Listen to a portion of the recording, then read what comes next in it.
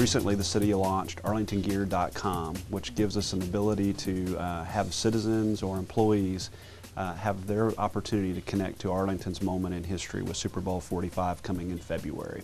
So what we have are a variety of gears, from coffee cup to sweatshirts to polo shirts to t-shirts, that give citizens and employees the ability to get an Arlington insignia with the Super Bowl host committee logo through arlingtongear.com. It's the only place that you can get something that is specifically to Arlington to show your civic pride or employee pride as it relates to our great city.